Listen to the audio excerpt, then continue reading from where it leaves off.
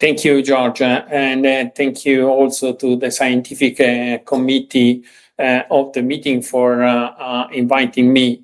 As you said, this is one of my favorite topics where we devoted so much research efforts over the years.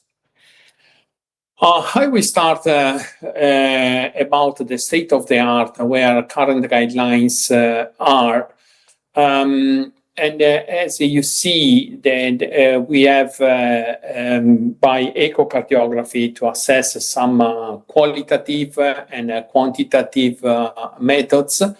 And to be honest, we are particularly good to say that when the TR is probably or almost surely mild, or when it is definitely severe or more than severe. But since most of the patients are uncertain between these two ends of the pathophysiology of tricuspid regurgitation, we have to perform some quantitative analysis to define if a patient with tricuspid regurgitation has a mild, moderate, or severe regurgitation. To do that, the recommended method is the PISA method that is largely been derived by the mitral regurgitation assessment, as well as the cutoff values to define the values of the effective regurgitant orifice area, the regurgitant volume, and the regurgitant fraction that define mild, moderate, and severe. However, this adoption of the method as well of the cutoff from the mitral regurgitation to the tricuspid valve starts from the assumptions that the two valves are the same. But as you well know, although these two different couples of animals are quite similar, however, they are not the same animals.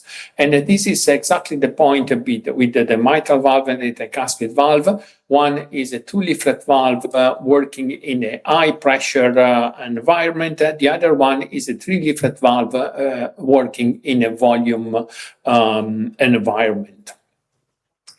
So, starting from these pathophysiological and hemodynamic presumptions, we started to go through the current guidelines to look at the different criteria and to see how they work when we apply them to the patients with the tricuspid regurgitation in the clinical practice. And then we started with one very simple, the measurements of the E-wave velocity of the tricuspid inflow, that current guidelines says when it is more than 1 meter per second, the tricuspid regurgitation is definitely severe.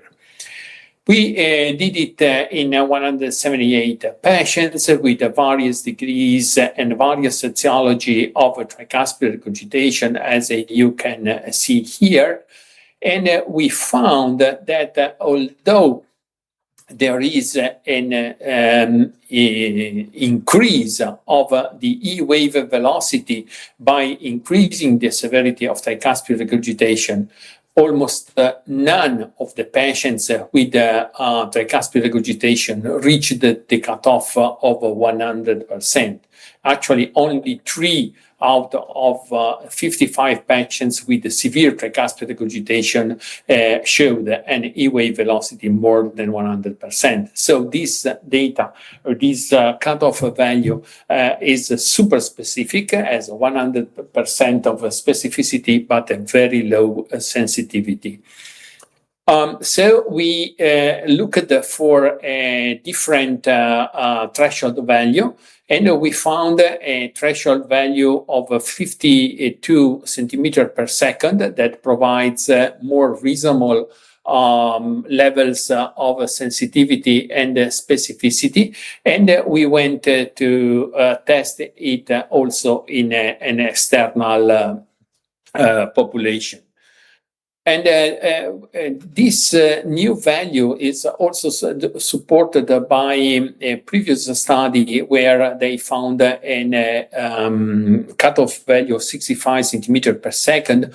But in that particular paper published in 2006, the number of patients was significantly smaller, particularly smaller patient, a limited number of patients with the severe, massive, and torrential tricuspid regurgitation, and the severity of tricuspid regurgitation was assessed with conventional PISA, and we will see the limits of this assessment.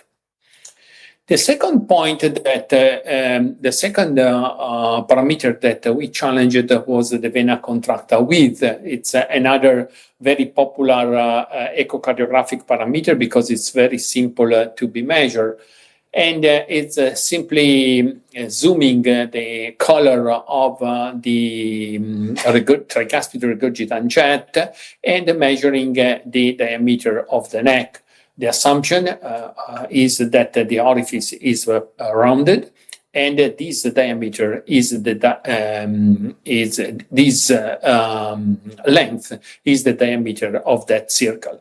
But as you know, the regurgitant orifice of the tricuspid valve is not a circle. Here you have a three-dimensional color Doppler view from the ventricular approach, sort of a short axis that clearly shows that in secondary tricuspid regurgitation, the regurgitations come from all the commissures. He has the orifice as most likely a star shaped more than a circle.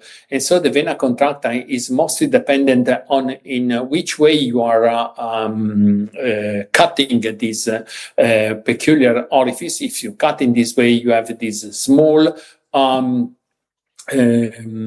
contracta, but if you cut in this way, you have this huge vena contracta, and making the average between the two, that doesn't improve your assessment. Not only, but different etiologies and different patients with secondary tricuspid regurgitation have a different shape and different orientation of the regurgitant orifice, making it quite unpredictable, the relationship between the diameter of the vena contracta and the actual size of the orifice. So we went through our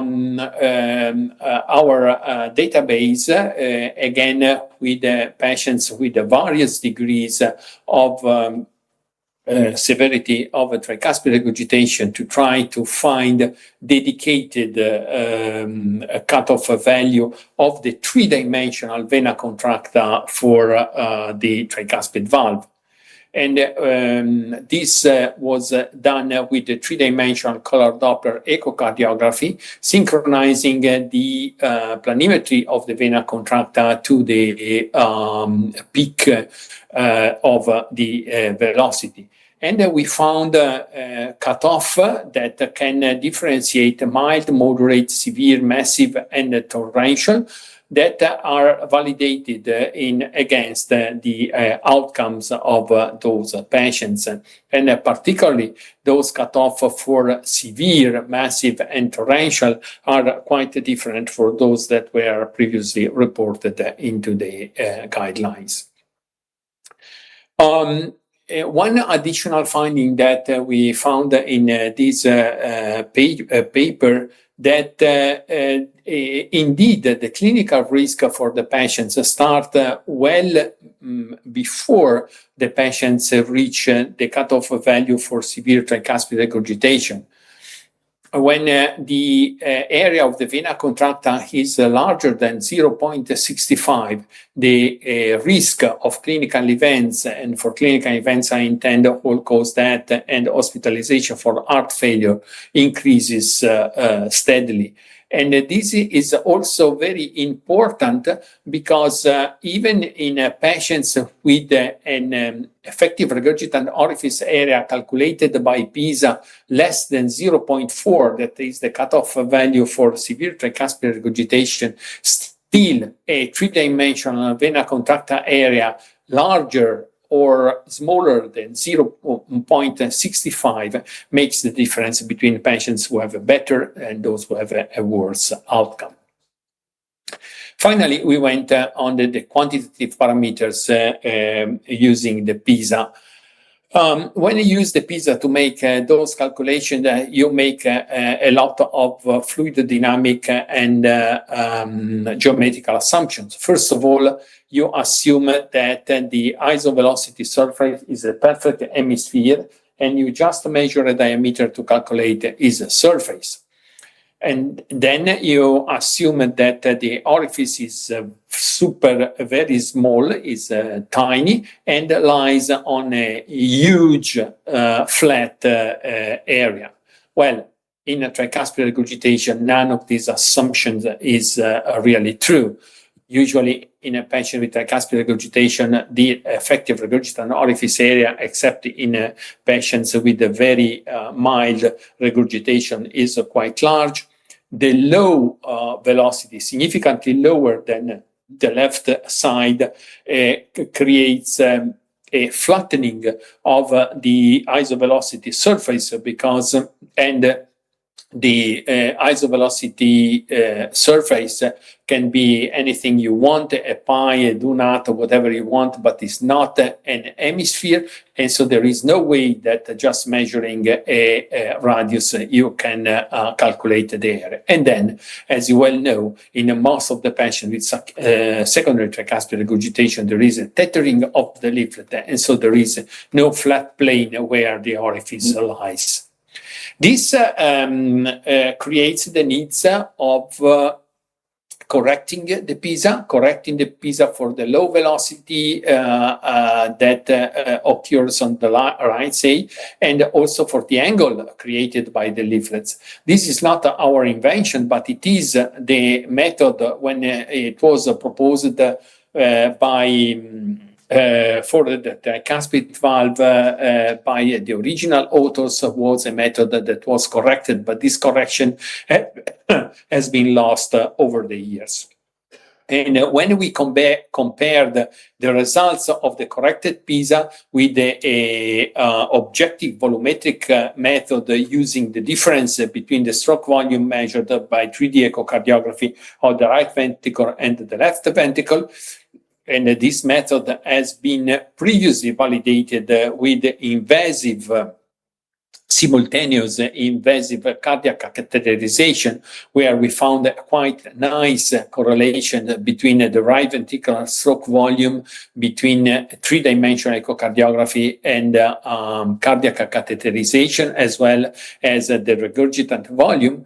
And we found that this can be done with echocardiography, just using three-dimensional echocardiography to calculate the volumes of the right ventricle and the left ventricle to obtain the regurgitant volume, and dividing the regurgitant volume by the VTI of the regurgitant orifice to obtain the regurgitant the effective regurgitant orifice area.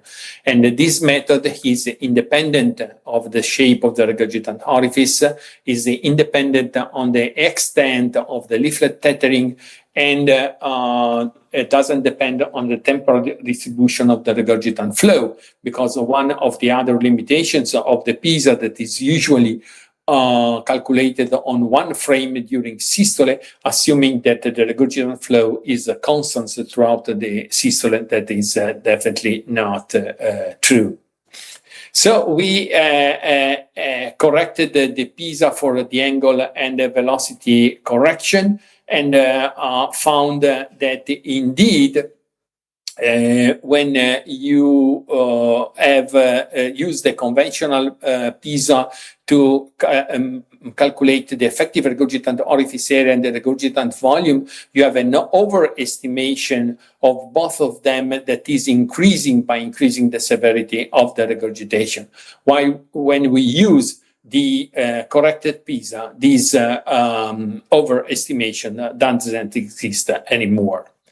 And the clinical effect on that is that with conventional PISA, STR severity remained underestimated in 37%. And as you see by this plot, this is particularly in patients with moderate, severe, and massive tricuspid regurgitation.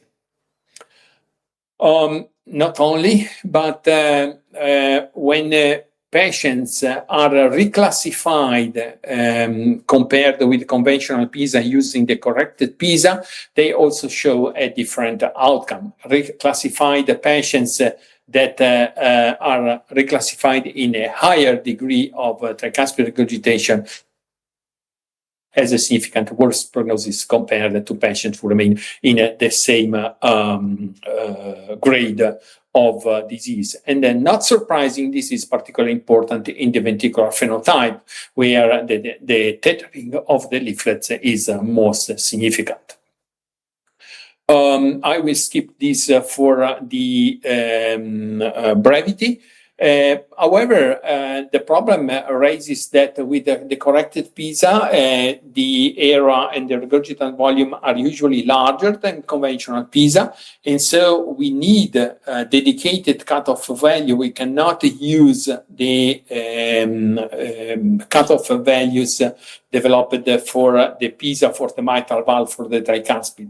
And this is the work made by Alexander Butha that has been recently published on the European Journal of Cardiovascular Imaging, finding different cutoff value, and particularly 0.22 that for the effective regurgitant orifice area that divides mild from moderate, and 0.46 that divides moderate from severe. And these cutoff values were very predictive of the outcome of our patients whose severity was adjudicated by using the 3D echo regurgitant fraction. And again, we found that the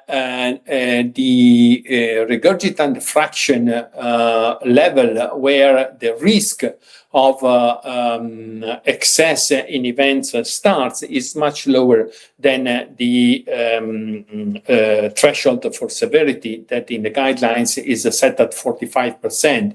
But we found that patients with a regurgitant fraction higher than 27% have an increased risk. And so we used this level to differentiate patients with the large group of the patients with the moderate tricuspid regurgitation in two subgroups, mild, moderate, and moderate severe, according to the regurgitant fraction of 27%. And we found that indeed those patients have a completely different outcome. So in the end, we have made a lot of work, but we have found a framework where we have redefined the 3D vena contracta, the effective regurgitant orifice area, the regurgitant volume, and the regurgitant fraction that, by the way, should be different, the threshold value in patients with the ventricular from the atrial phenotypes of tricuspid regurgitation. I have to remember that patients with atrial phenotype of tricuspid regurgitation are very small right ventricle, almost normal. Therefore, the same amount of regurgitant volume makes a much more regurgitant fraction than in the ventricular phenotype. So just to conclude, I wanted to remark the fact that the tricuspid valve is not simply the right counterpart of the mitral valve, but we need dedicated echocardiographic methods and cutoff values that consider its unique morphology and a distinct hemodynamic environment in which it operates. And these cutoff differed significantly from those that have been proposed by the conventional PISA method and by the current guidelines. So I think that there is a urgent need to advocate for a focused revision of echocardiographic guideline to preventing this ongoing underestimation of tricuspid regurgitation that ends up in under-treatment or delayed treatment of our patients. That is one of the causes of the suboptimal results of the treatment. Thank you very much for this opportunity. Thank you so much, Luigi, that actually you gave us the reality of how to evaluate the pathophysiological significance of tricuspid regurgitation. It is a pity that the already existing data about the handling of TR are based on these misaligned, I would say, evaluations. And actually, currently, as you're aware, we were a bit confused by all these classifications differentiating severe, torrential, massive, and it is a paradox to see in the current literature that the sub-analysis, for example, of the TRISCEND-2 says that those with severe and not massive or torrential have better outcome than the others. So there is a kind of conflict of outcomes depending on this classification, which, as you are mentioning, is tricky. So it is a necessity sooner or later to revise the way that we approach the quantification of tricuspid regurgitation. And moreover, please make a comment upon the way that we should evaluate the right ventricular function, especially in the context of atrial TR or ventricular TR. Thank you, George. First of all, I wanted to make a comment on what you have just said, because I think that grading tricuspid regurgitation in mild, moderate, severe, or whatever it is very useful for communicating with patients, communicating among physicians. But when you go for treatment and you wanted to evaluate a treatment, I think that we should quantitate to understand where a device or a treatment is working or not. About your question about right ventricular function, again, we cannot assess the right ventricular function using conventional parameters. We have shown that using, for example, the effective right ventricular ejection fraction, that is the ejection fraction of the right ventricle depured of the regurgitant volume, so just taking into account the stroke volume that goes to the pulmonary circulation, is much more effective than using the global right ventricular ejection fraction, just because of the preload dependency of the right ventricular function. Another very important parameter that has become popular is how to assess the right ventricular pulmonary artery coupling. And there are a lot of papers that are using the simple ratio between TAPS and systolic pulmonary artery pressure estimated by Doppler. I would say that although this parameter can work in cohort of patients, this is not parameter of coupling, because TAPS is not assessing right ventricular contractility, and pulmonary artery systolic pressure is not a parameter of afterload.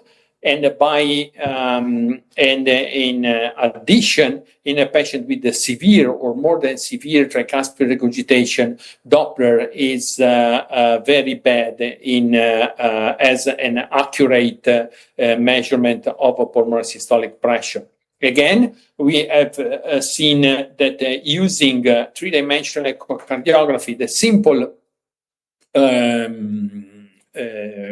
ratio between the forward right ventricular stroke volume divided by the end systolic volume, that is derived directly from the formula, the hemodynamic formula of the right ventricular pulmonary artery coupling, is a much better indication of this parameter and is closely related to the outcome of the patient.